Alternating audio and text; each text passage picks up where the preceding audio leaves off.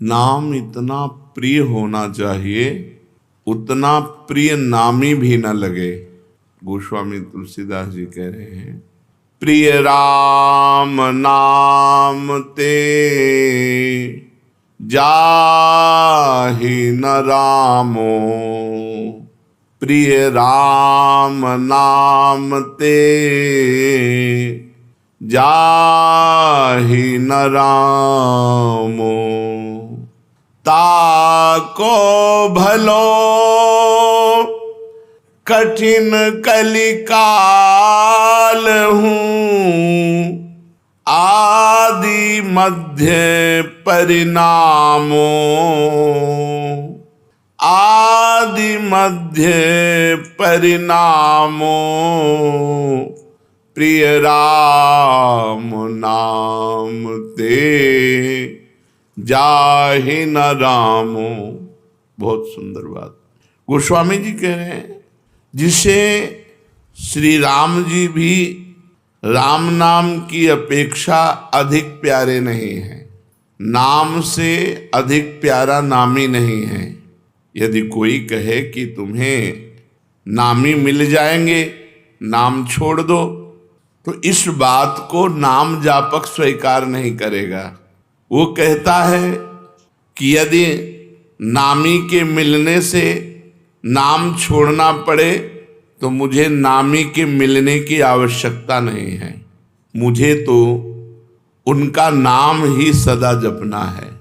ऐसे नाम प्रेमी से भगवान कितना प्रेम करते हैं वो तो केवल भगवान ही जानते हैं। गोसाई जी कहते हैं कि जो ऐसा नाम का मतवाला है, उसका इस कराल कलिकाल में आदि मध्य और अंत तीनों में ही, तीनों कालों में ही परम कल्याण होता है। जिसको भगवान से भी बढ़कर भगवान का नाम प्रिय है, यहाँ तक कि भगवान के सामने आने पर भी भगवान का नाम नहीं छोड़ता, उसका आदि मध्य और अंत तीनों महामंगलमय हैं। ताको भलो कठिन कलिकाल हूँ, आदि मध्य परिणामो, प्रिय राम नाम ते जाहि न रामो। बड़ी महिमा की बात कह रहे हैं। सकुचत समुझि नाम महिमा, मद लोभ मोह को कामो, राम नाम जप निरत सुजन पर, करत छाह घोर घामो। जो नाम प्रेमी है, नाम जब चलता है हर समय, तो अभिमान, लोभ, अज्ञान, क्रोध, काम, ये सकुचा कर उस हृदय से भाग जाते हैं। जिस हृदय में निरंतर ऐसे नाम चलता है कि नाम के समान नामी से भी प्यार नहीं, जितना नाम से प्यार है, उस हृदय में अभिमान, लोभ, अज्ञान, क्रोध और काम ये सकुचा कर भाग जाते हैं, सामने नहीं आते, उसे परास्त नहीं करते, उसे जलाते नहीं। जो भक्त सदा नाम जप करता रहता है, वो कड़ी धूप में भी छाया का अनुभव करता है, अर्थात भयानक दुख की परिस्थिति में भी भगवान की कृपा का, भगवान की दुलार का अनुभव करता है। भयानक विपत्ति भी सुख रूप बन जाती है जो नाम जप करता है। गोस्वामी जी कह रहे कि आप विचार करके देख लो, नाम प्रभाव सही जो कहे को, शिला सरोरुह जामो, सो सुनि सुमिरी भाग भाजन भई, सुकृत शील भील भामो। आह, यदि कोई कहे कि भैया हमने तो देखा है नाम का प्रभाव कि पत्थर में कमल उत्पन्न हो गया, बोले मान लेना, संशय मत करना, दिमाग खराब है। पत्थर में कहीं कमल होता है? जल में कमल होता है, संशय मत करना। अगर वो नाम जापक है और वो चाहे तो पत्थर से कमल प्रकट कर दे, असंभव से संभव कर दे। बोले संशय मत करना, क्योंकि भगवान के नाम में अपार सामर्थ्य है। नाम को सुनने से, नाम को स्मरण करने से भीलनी सबरी भी परम भाग्यवती तथा शील और पुण्यमयी बन गई। तो क्या नहीं हो सकता नाम से।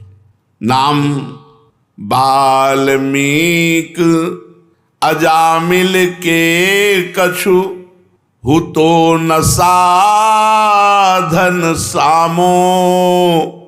उल्टे पलटे नाम महातम, गुंजन जितो ललामो। वाल्मीकि जी, अजामिल जी, इनके पास तो कोई साधना नहीं थी, केवल उल्टे पुल्टे भगवान का नाम जप किया। भगवान की नाम महिमा ने घुंघची को जवाहरात बना दिया, घुंघची को जवाहरात बना दिया। अर्थात जो बेकार था उसे महामूल्यवान बना दिया उल्टे पुल्टे नाम जप करने से। परम रत्न स्वरूप हो गया, वो भगवत स्वरूप हो गया। गोस्वामी जी कह रहे हैं, राम ते अधिक नाम कर तब, जेहि किए नगर गत गामो। भय बजाई दाहिने, जो जपी तुलसीदास से बामो। नाम की शक्ति नामी भगवान से भी अधिक है, क्योंकि भगवान नाम जापक के अधीन हो जाते हैं, नाम नामी को अधीन कर लेता है। इस नाम ने ग्रामीण मनुष्यों को भी परम चतुर बना दिया, परम विद्वानों को भी जो दुर्लभ है वो ज्ञान प्रदान कर दिया ग्रामीणों को। ग्रामीण का तात्पर्य जो अनपढ़ गंवार, वो भी भगवान का नाम जप करके परम प्रवीण बन गए। असभ्यों को परम पुनीत महात्मा बना दिया नाम ने। गोस्वामी जी कह रहे हैं, इसी नाम को जप कर तुलसीदास सरीखे बुरे जीव डंके की चोट से कहता हूं अच्छे हो गए, डंके की चोट से कहता हूं अच्छे हो गए। तुलसीदास जी कहते हैं, हमारे जैसे बुरे जीव नाम के प्रभाव से डंके की चोट से कहता हूं अच्छे हो गए। फिर जो अच्छे लोग नाम जप करेंगे तो उनका क्या महान भाव होगा। इसलिए भगवान का नाम सर्वोपरि, जो भगवान से भी अधिक बढ़ करके है। साधना में शीघ्र लाभ मिले, इसके लिए क्या करना चाहिए। इसमें 3 चीजों की नितांत आवश्यकता है, 3 बातों की नितांत आवश्यकता है, जिससे आपकी साधना शीघ्र बढ़ेगी और फलदायी हो जाएगी। जितने भी भजन विरोधी भाव हैं उनका त्याग करना, चाहे वो व्यक्ति हो, चाहे वो वस्तु हो, चाहे वो स्थान हो, चाहे वो अंदर की वृत्ति हो।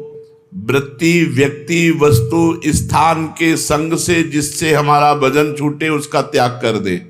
उस वृत्ति का, उस व्यक्ति का, उस भोजन का, उस वस्तु का, उस पदार्थ का, उस स्थान का, जहां हमें भजन में बाधा पड़ जाए। अगर शीघ्र साधन बढ़ाना है, भगवत प्राप्ति करनी है, तो ये नियम लेना है कि जिस व्यक्ति के संग से भजन छूटे, जिस वस्तु के खाने से भजन छूटे, जिस स्थान में जाने से भजन छूटे, जिस दृश्य के देखने से भजन छूटे, वो हमें सब छोड़ देना चाहिए। शीघ्र आपकी साधना बढ़ेगी और भगवत प्राप्ति के योग्य आपको बना देगी।